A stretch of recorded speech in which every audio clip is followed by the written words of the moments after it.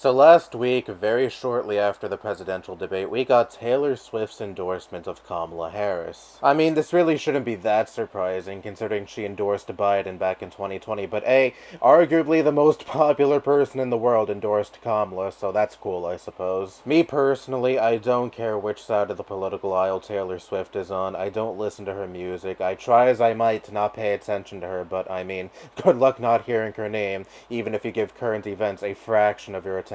And at the end of the day, she's a billionaire and a climate criminal with her erroneous private jet usage, so I'm not really crazy about her as a person either. With that said, coming off the heels of the Taylor Swift endorsement, I began thinking about the concept of celebrity endorsements in general and just how silly I think they are. For the past 2 months since Kamala jumped into the race, I've seen people speculate non-stop over whether or not Taylor Swift would endorse her. And when the endorsement finally dropped, I saw so many people rejoice and be like, yeah, we got Taylor on our side. And hell, her endorsement has even made the Republicans clearly sweat. Just the other day, like a petulant little child, Trump wrote on his dollar store Twitter clone site, Truth Social, "I hate Taylor Swift." By the way, that's a great way to secure the vote of women who are younger than middle-aged, outside of, restricting their bodily autonomy. Her endorsement has over 10 million likes on Instagram. The link she shared to register to vote has been clicked on by over 300,000 people. Now, of course, that doesn't mean that all 300,000 of those people actually did register to vote, but even if a fraction of those people signed up to vote, that is still significant.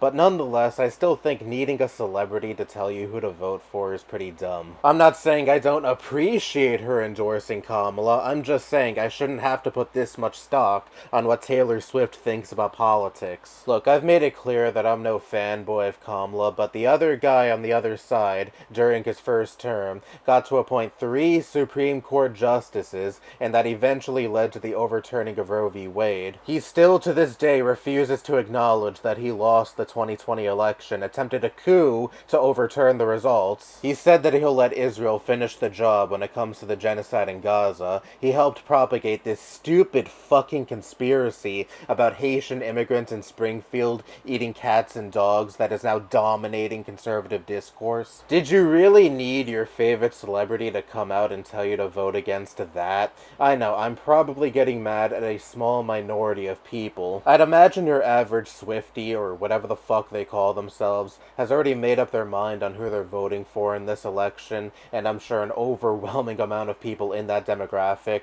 are not voting for Donald Trump. But just knowing that there are people out there who are genuinely swayed by these celebrity endorsements, otherwise why would people put so much stock on figures such as Taylor Swift endorsing political candidates, is just kinda sad. You can begin caring about the world around you without your favorite singer, or actor, or influencer, etc. telling you to. And you can make informed decisions about what candidates you choose to support without your favorite celebrity telling you who to support. It all comes back to how brain-poisoned we are as a society when it comes to celebrity culture. And this isn't me trying to make the same argument that a lot of dumb fuck conservatives make, where they say shit like Taylor Swift and all of these other celebrities should just shut the fuck up about politics and stick to entertaining us. Meanwhile, they clap like seals whenever Ted Nugent or Kid Rock or Hulk Hogan or any other washed-up blowhard celebrity reaffirms their dipshit beliefs. Obviously, Taylor Swift has every right to speak her piece on politics, much like Ted Nugent has every right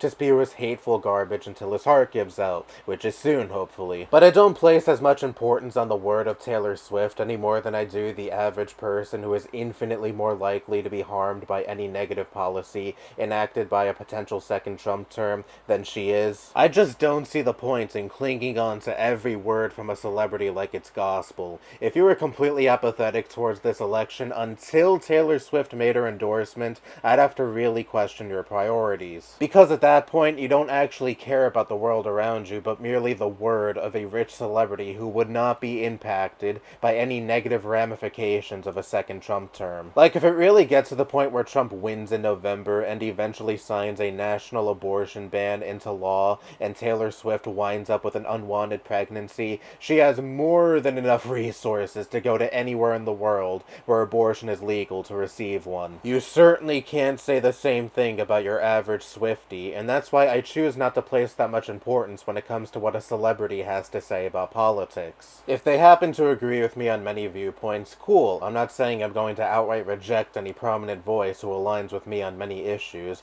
like I even have that fucking power in the first place. But they don't have the same skin in the game like most of this country does, and that's why I don't think it should take a Taylor Swift endorsement to move the needle. Since we are in a celebrity-obsessed society, I will say that I appreciate Taylor Swift's endorsement, but my problem lies with the fact that I shouldn't have to appreciate Taylor Swift's endorsement, because her word or the word of any other celebrity shouldn't be worth more than the word of the average citizen who would actually be negatively impacted by a second Trump term. Nevertheless, it has been fun to watch MAGA and Trump himself melt down over Taylor Swift's endorsement of Kamala, so there's that, I suppose. Anyway, that's all I have to say. Bye-bye.